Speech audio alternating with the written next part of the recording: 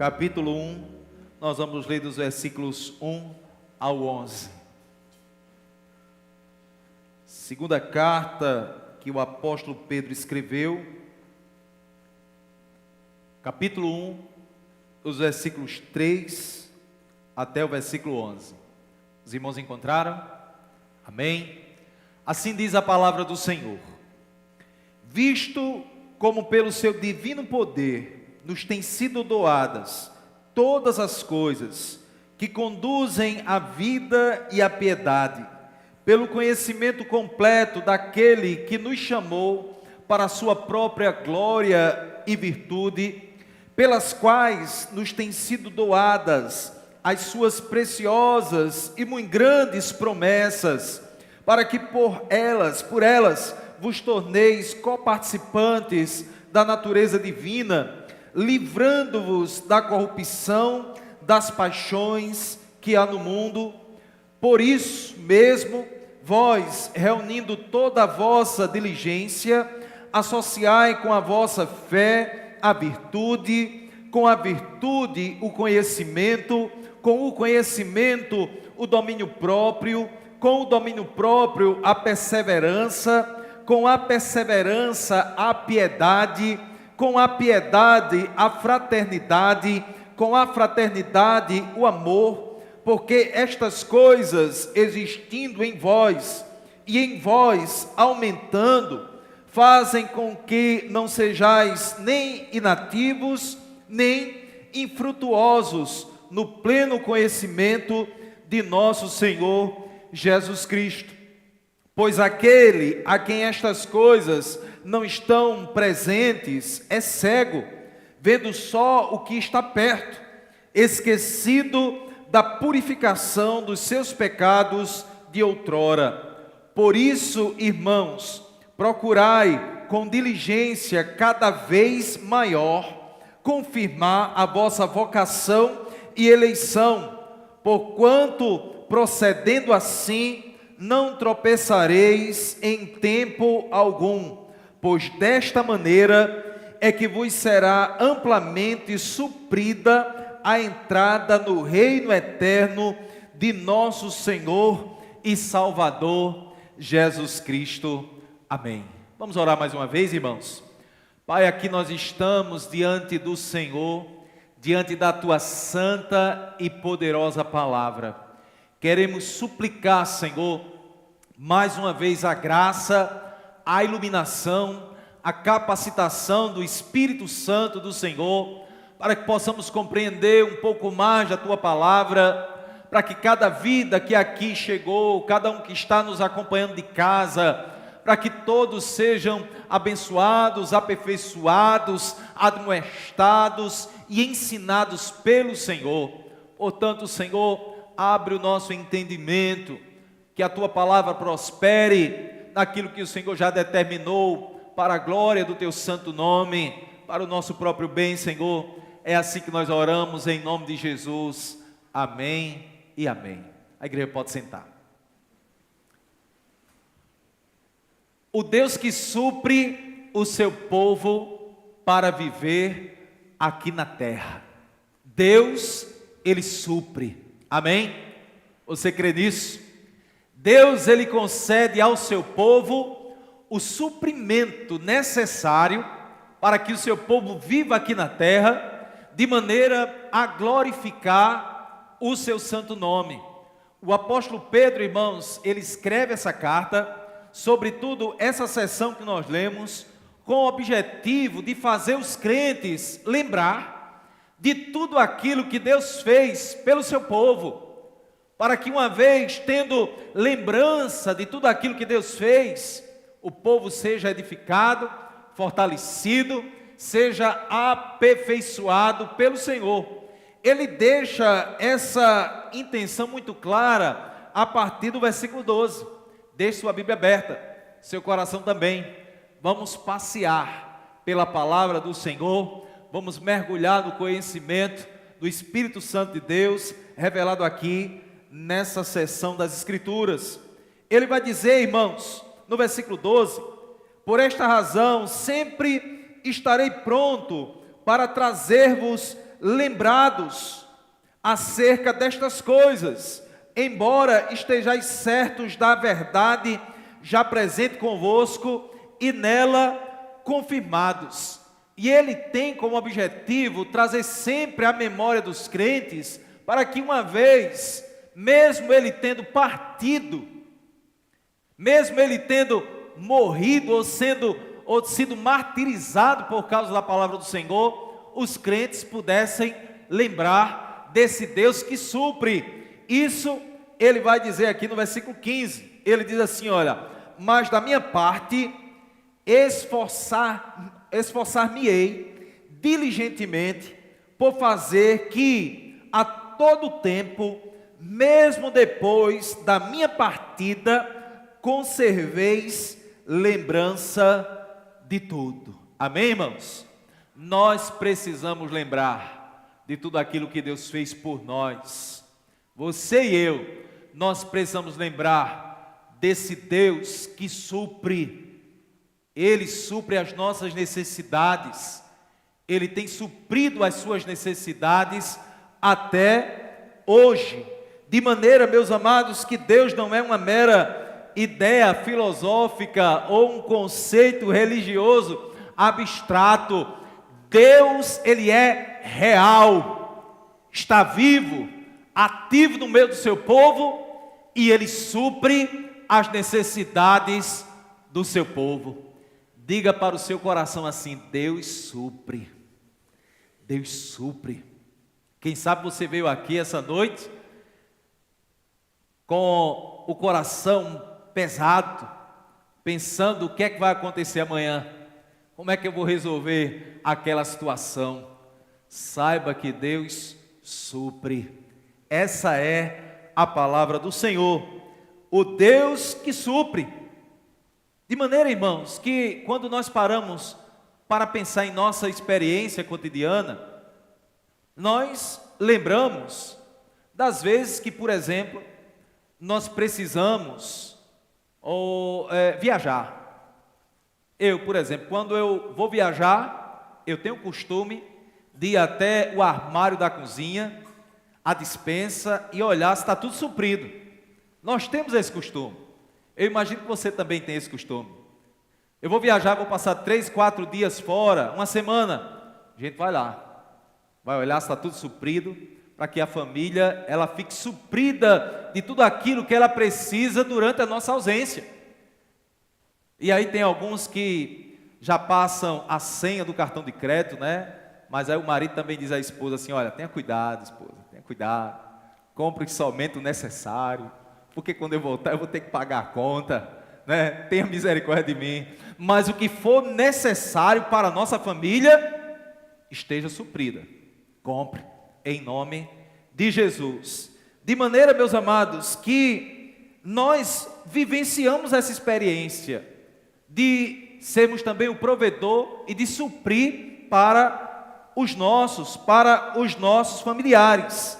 Assim como um pai ou uma mãe que se preocupa em deixar a família suprida antes de uma viagem, meus irmãos, o nosso Pai Celestial, Ele cuida de nós, Ele supre as necessidades do seu povo. O nosso Deus não é negligente, o nosso Deus não é relapso para com o seu povo, Ele supre o seu povo, amém?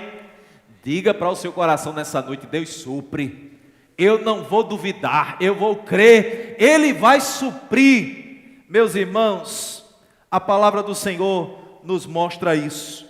Deus, Ele supre o seu povo. De maneira que nós vamos aprender aqui, sobretudo no versículo 3, que o Senhor, Ele concedeu ao seu povo tudo que o seu povo precisa para ter uma vida piedosa, uma vida que glorifica a Deus. Olha o que diz o versículo 3: visto como pelo seu divino poder nos têm sido doadas todas as coisas que conduzem à vida e à piedade.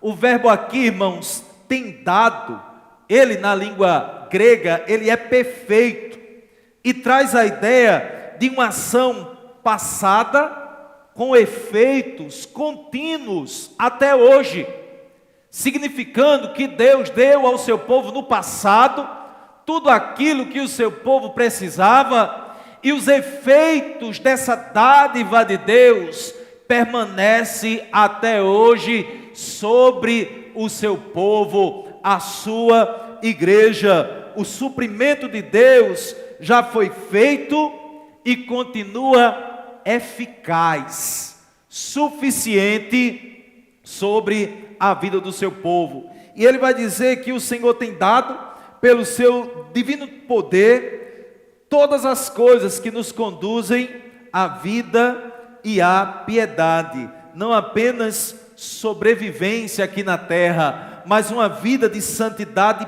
prática, de maneira que o Senhor nos tem dado tudo o que nós precisamos. Ele já nos concedeu todo o necessário para vivermos de maneira piedosa. E por isso, irmãos, nós não precisamos buscar fora dessa provisão de Deus nada. Deus supre. E é por isso que quando nós pedimos somente ao Senhor. Nós confiamos nele. Aquele que nos concedeu, ele continua nos concedendo, ele continuará suprindo as necessidades do seu povo. E Deus supre, irmãos, as nossas necessidades genuínas. Aqui nós precisamos destacar e entender isso. Deus não vai nos conceder tudo aquilo que a gente quer, tudo aquilo que a gente pede, tudo aquilo que a gente deseja.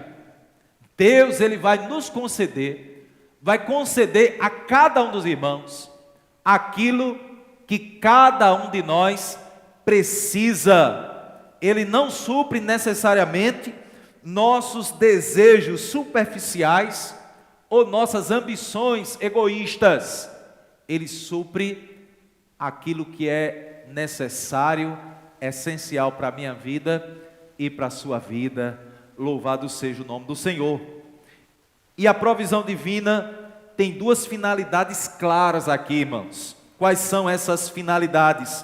Sustentar nossa vida física e também espiritual. Deus está interessado em nossa vida como um todo. Ele quer nos abençoar e tem nos abençoado fisicamente, materialmente, tem, irmãos.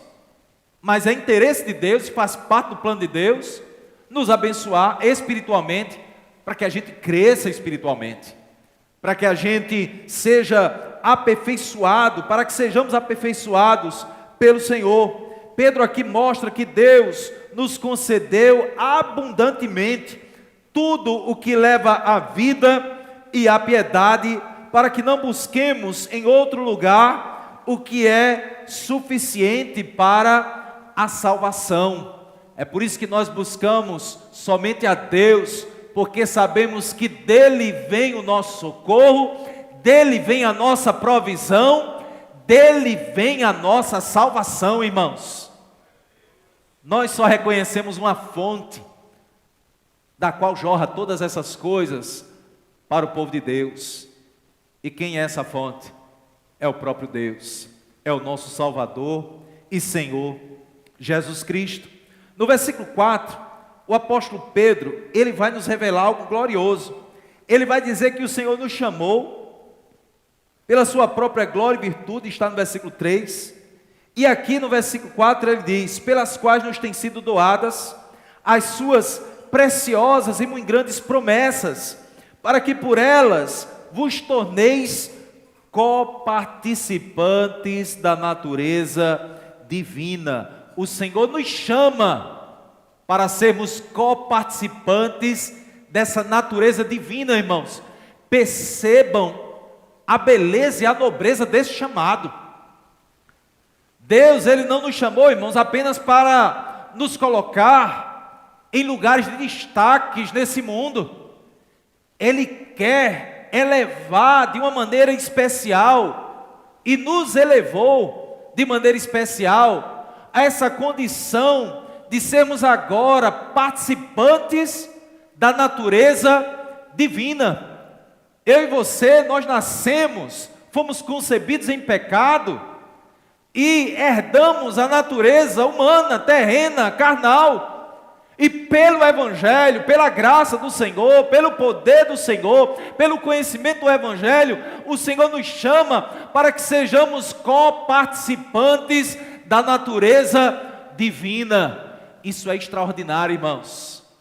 Isso é algo que as riquezas desse mundo não podem comprar. Isso é algo que um sobrenome que nós herdamos de uma família não pode nos conceder. Somente por causa do sacrifício de Jesus, por causa desse chamado, o Senhor nos concede essa natureza divina. Isso significa que Deus, Ele não vai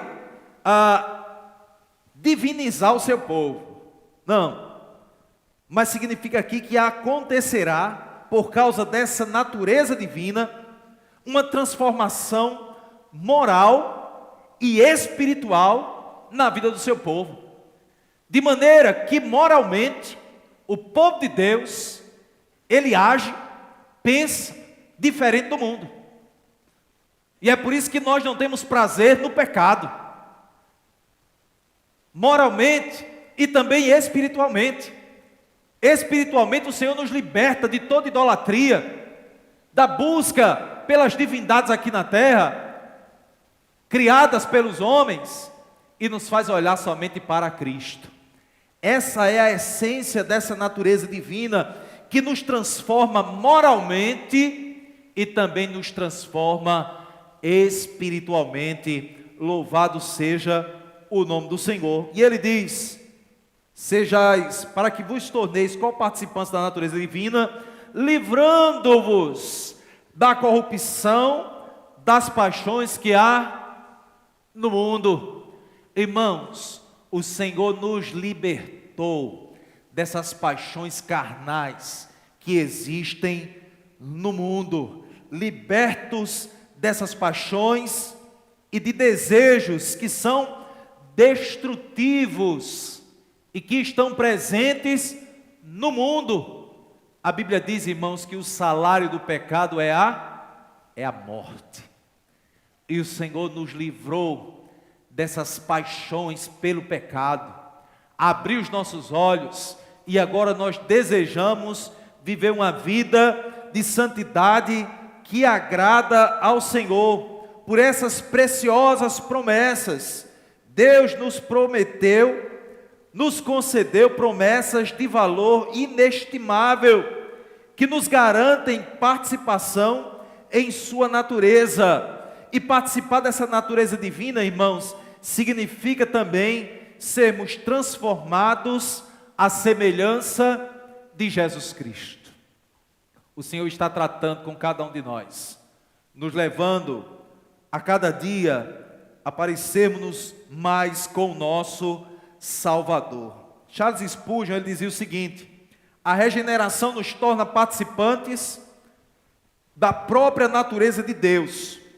Somos feitos semelhantes a Deus, não em sua essência ou atributos, mas em sua santidade, amor e outros atributos morais. Esta verdade, irmãos, nos revela o quanto que Deus tem nos abençoado. Nós somos participantes agora, coparticipantes dessa natureza divina. Mas aqui nos versículos 5 a 7, nós vamos encontrar a necessidade de uma postura diligente, para que possamos alcançar maturidade espiritual, aperfeiçoamento espiritual, para que possamos avançar na fé. Nos versículos 5 a 7, Pedro enfatiza a necessidade de diligência para desenvolver as virtudes que ele aqui elenca e que Deus nos capacitou para que desenvolvamos essas virtudes, irmãos. É necessário entender isso. O Senhor, pelo seu divino poder, nos capacitou para que estejam presentes em nós essas virtudes aqui. o termo diligência, olha o que diz no versículo 5, diz assim: por isso mesmo, vós, está falando para o povo do Senhor, vós, reunindo toda a vossa diligência, e a palavra diligência aqui, irmãos, indica um esforço zeloso e entusiasmo comprometido. O apóstolo está dizendo assim: olha, vocês têm que se esforçar, vocês precisam desse esforço diligente, desse comprometimento, para que vocês possam praticar essas virtudes que o Senhor concedeu a vocês. É necessário esforço, mas o Senhor nos capacitou. Não devemos esperar, irmãos, que essas virtudes aqui, elas surjam espontaneamente em nossas vidas, como sendo apenas uma ação do Espírito Santo. Não, essa responsabilidade é minha e é sua. A responsabilidade é minha. Diga para o seu coração: a responsabilidade é minha. O Senhor já nos deu, agora a responsabilidade é minha. Esforço diligente, um comprometimento, para quê? Para associar com a vossa fé a virtude. O Senhor nos concedeu fé em Jesus Cristo, amém? Pela graça sois salvos, mediante a fé. Isso não vem de vós, é dom de Deus, não de obras, para que ninguém se glorie. Mas o que a palavra do Senhor traz para a gente aqui é: vocês devem associar essa fé que vocês receberam e que é um dom de Deus, vocês precisam associar a vossa fé à virtude, com a virtude o conhecimento, com o conhecimento o domínio próprio, com o domínio próprio a perseverança, com a perseverança a piedade, com a piedade a fraternidade, com a fraternidade o amor. E aqui, irmãos, nós vamos ter a fé como a base sobre a qual edificamos todas essas virtudes elencadas aqui pelo apóstolo Pedro. Virtude aqui significa excelência moral e ao mesmo tempo coragem espiritual. A coragem espiritual é uma virtude. A excelência moral é uma virtude. Tem a ver com o nosso testemunho, com o nosso proceder diante de Deus e diante dos homens. Ele vai falar de sabedoria prática aqui, irmãos, que resulta do conhecimento de Deus, da palavra do Senhor, da intimidade com o Senhor, e que nos leva a ter discernimento espiritual. Uma pessoa que não tem sabedoria da parte de Deus é uma pessoa sem discernimento, é uma pessoa incapaz de fazer as escolhas certas segundo a direção de Deus. Por quê? Porque falta conhecimento.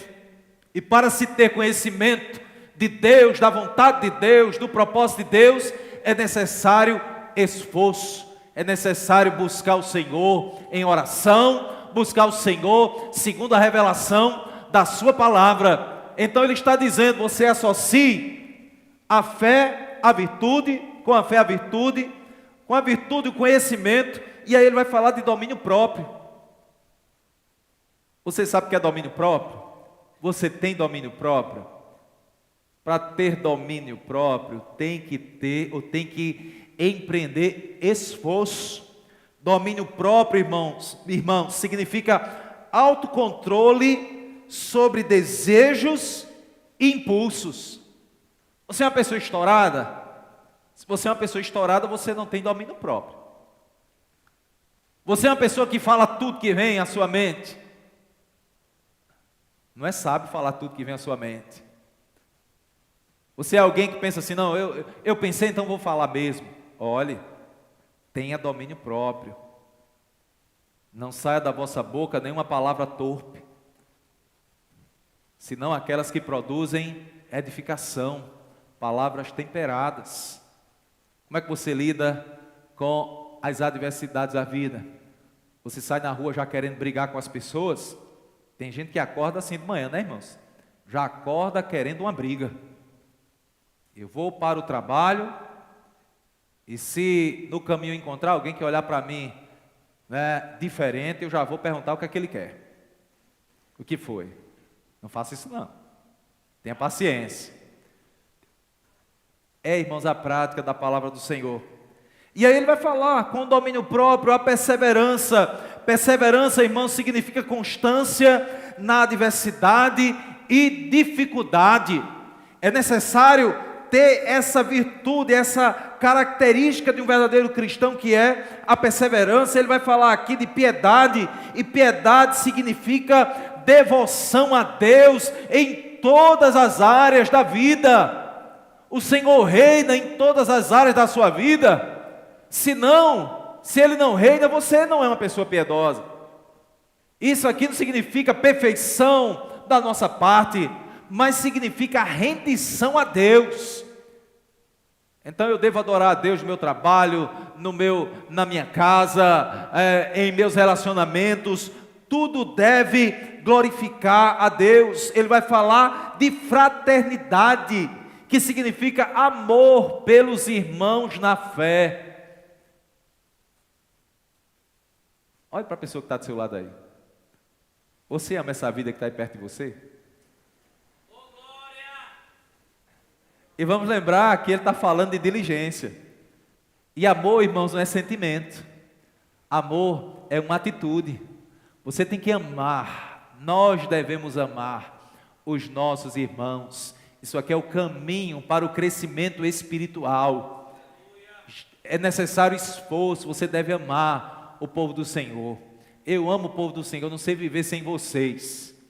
E aqueles que dão mais trabalho é que eu amo mesmo, não tem jeito. O que dá mais trabalho é que eu amo. Eu digo, Senhor, eu amo muito mais. Mas não estou dizendo isso para você me dar trabalho não, viu? Tenha misericórdia do pastor em nome de Jesus. Tá bom? E ele vai falar de fraternidade. É interessante que ele fala de fraternidade e fala de amor. Fraternidade aqui, esse amor pelos irmãos. E amor aqui, a ideia do amor ágape, o amor divino que se sacrifica pelo bem do outro. Oh, irmãos, como nós precisamos disso aqui. Cada um se sacrificando pelo bem do outro. Hoje na escola dominical nós ensinamos aqui sobre cultura, cultivo, e eu encorajei os irmãos a cultivarem lá no seu quintal uma horta, alguma coisa que você possa produzir e possa abençoar alguém, expressando na prática esse amor fraterno. Tem muitos irmãos aqui que têm me abençoado muitas vezes com uma concha de banana, né? Com alguma fruta, alguma coisa, e eu também tenho o maior prazer de fazer isso. De vez em quando eu chego e aí abençoo alguém com a macaxeira que a gente planta lá no sítio, né? Com o girimum que a gente planta lá no sítio, que tem lá milho, que tem, né? A nossa alegria é abençoar, é doar, é abençoar.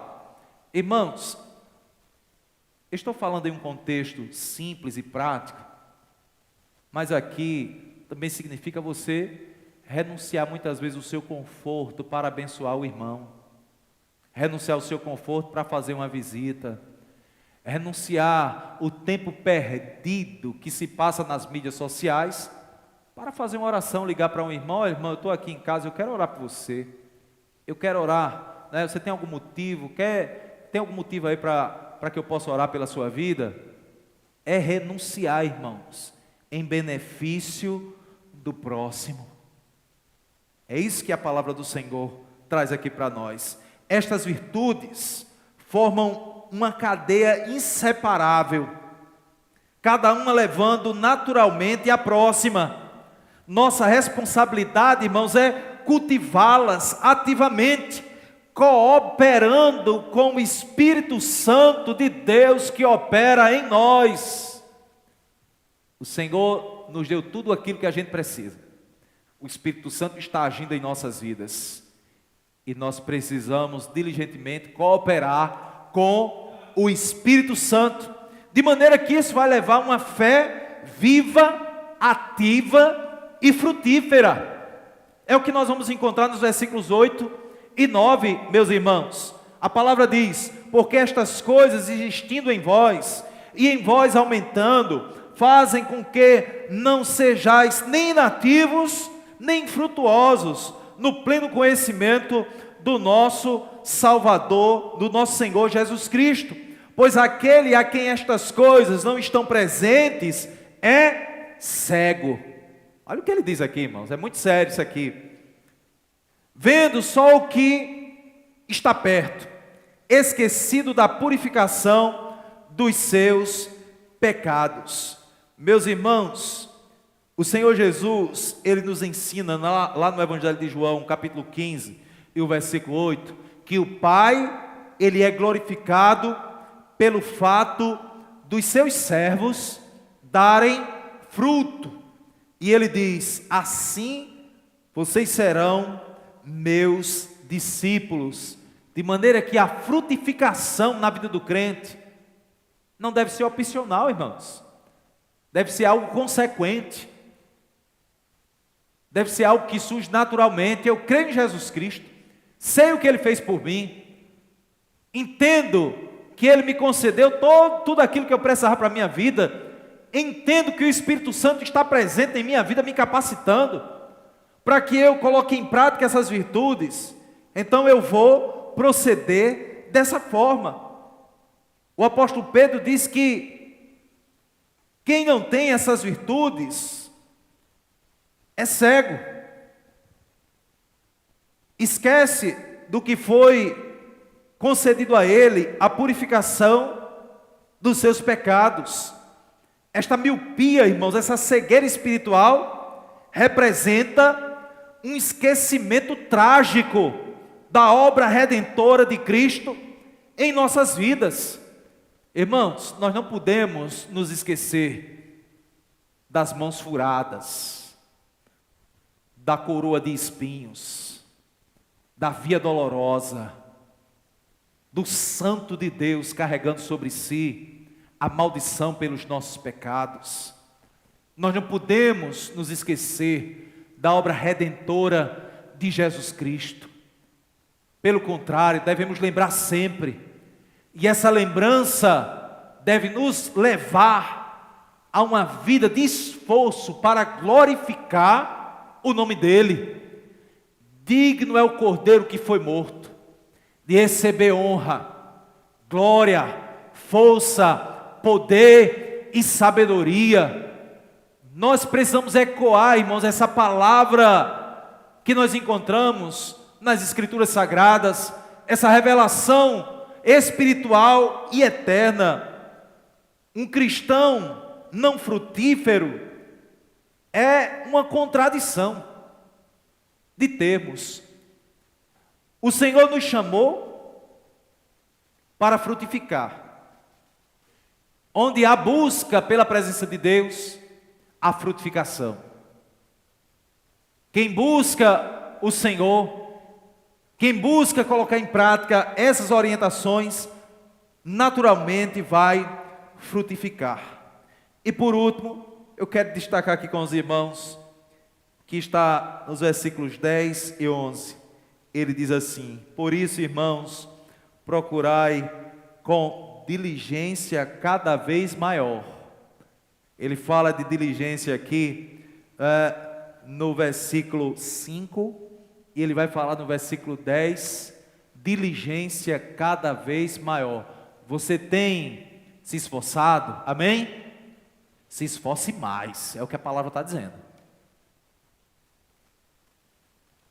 Se esforce mais, em nome de Jesus. Ele diz assim: com diligência cada vez maior, confirmar vossa vocação e eleição, porquanto procedendo assim não tropeçareis em tempo algum, pois dessa maneira é que vos será amplamente suprida a entrada no reino eterno de nosso Senhor e Salvador Jesus Cristo. A palavra aqui procurar, irmãos, está no tempo auristo, é um imperativo ativo na língua grega, indicando ação urgente e decisiva. Temos que ter essa compreensão de uma ação urgente e decisiva. O que é que você está esperando para colocar em prática na sua vida essa ação que é urgente e que é decisiva? Não espere nada, não espere por nada, não espere por ninguém. Tome essa decisão hoje, você que é crente, e você que não é crente, que entrou aqui, da mesma forma, essa palavra serve para você, para que você entregue a sua vida a Jesus Cristo. Meus irmãos, e significa aqui também uma pressa zelosa, um empenho cuidadoso, essa diligência. Procure com diligência cada vez maior. Pedro aqui está exortando a uma resposta ativa e contínua diante das promessas divinas mencionadas nos versículos 3 e 4, com diligência cada vez maior, né? Confirme, o termo aqui diz literalmente, fazei firme a vossa vocação e eleição. Irmãos, traduzido aqui por confirmar, a palavra confirmar aqui é um termo na língua grega, é um termo legal e comercial, refere-se a algo legalmente garantido e validado, selado com segurança. Ele diz, por isso procurai com diligência cada vez maior, confirmar, está dizendo, procure garantir esse negócio, procure selar com segurança. Pedro está dizendo aqui que nós devemos viver de forma a comprovar publicamente e também internamente. É uma confirmação externa e interna que nós somos povo do Senhor, que nós pertencemos a Deus. John Owen, um teólogo congregacional, ele dizia o seguinte: a eleição é conhecida pelos seus frutos. Onde há regeneração, há santificação, e onde há santificação, perseverança, a certeza prática da salvação na pessoa bendita de Jesus Cristo. Meus irmãos, caminhando aqui, ele vai falar em tropeçar. Ele diz, porquanto procedendo assim, não tropeçareis em tempo algum. Tropeçar aqui tem sentido espiritual. Nós devemos colocar em prática todas essas orientações para não tropeçarmos espiritualmente, que significa desviar-se, cair de forma destrutiva. Não é meramente cometer erros momentâneos, mas é tropeçar literalmente. A ideia aqui, irmãos, é para que perseveremos até o fim. Nós devemos ter essa verdade em mente. E aqui o outro ponto que ele traz, no versículo 11, ele vai dizer, desta forma, pois desta maneira é que vos será amplamente suprida a entrada no reino eterno de nosso Senhor e Salvador. Meus irmãos, a palavra aqui, suprida, na entrada desse reino, suprida amplamente a entrada do reino, traz a ideia de alguém que conquistou uma batalha, está retornando para o seu país e é recebido com festa por aqueles que fazem parte do seu país. Isso traz a ideia, irmãos, de que o povo de Deus, praticando tudo aquilo que a palavra do Senhor traz para nós, o povo do Senhor vai ser recebido na eterna glória, não como derrotados, mas como vitoriosos, que perseveraram até o fim. A ideia aqui de entrada no reino traz essa comparação, essa concepção de um atleta vitorioso, retornando para casa. Meus irmãos, por fim, fazendo ainda mais algumas aplicações práticas, nós devemos reconhecer a suficiência da provisão de Deus. Deus, Ele supre. Deus provê. Deus supre tudo aquilo que o seu povo precisa. Identifique ou identifiquemos os recursos espirituais que Deus já colocou à nossa disposição e utilizemos esses recursos espirituais. Uma outra coisa que nós precisamos praticar é cultivar um conhecimento íntimo do nosso Salvador, da vontade de Deus para o seu povo. Dedique-se ao estudo da palavra, à oração, à comunhão com os outros crentes, para aprofundar o seu relacionamento com Jesus Cristo. O Senhor muitas vezes quer usar o nosso irmão para que sejamos aperfeiçoados nele por meio da vida do nosso irmão. Desenvolva ativamente as virtudes cristãs. Desenvolva aqui essa virtude, o conhecimento, o domínio próprio, a perseverança, a piedade, a fraternidade e o amor. Desenvolva ativamente essas virtudes em sua vida. Avalie também a frutificação da sua fé. Tenha essa postura honesta diante de Deus, diante de você mesmo. Meu Deus, será que eu estou frutificando? Será que eu estou glorificando o teu nome, produzindo frutos para a glória do Senhor? Será? Examine sua vida. Examine se ela está produzindo frutos visíveis do Espírito Santo.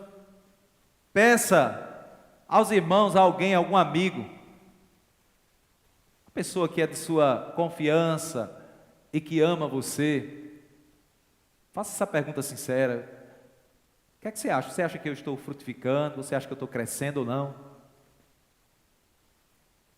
Porque essa resposta do nosso irmão é importante para a gente, irmãos. A minha esposa, ela sempre vai me orientando.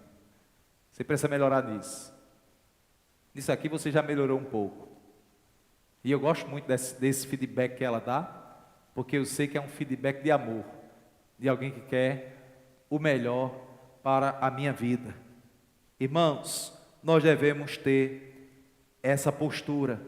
Pedro reconhece a importância de sermos constantemente lembrados destas verdades. Da mesma forma, precisamos revisitá-las regularmente, permitindo que penetrem profundamente em nossos corações e transformem as nossas vidas. Eu quero convidar vocês a se colocar de pé e nós vamos orar. Nós vamos pedir ao Senhor que Ele nos abençoe, que Ele nos fortaleça, que tenhamos, irmãos, a nossa consciência mais elevada, entendendo que nós fomos chamados para a participação dessa natureza divina, e a palavra fala nessas muito grandes, ele fala de suas preciosas e muito grandes promessas. Olha que expressão extraordinária que a palavra do Senhor traz para nós. Pelas quais nos têm sido doadas as suas preciosas e muito grandes promessas, para que por elas vos torneis coparticipantes da natureza divina. O Senhor nos chamou para essa condição mais elevada.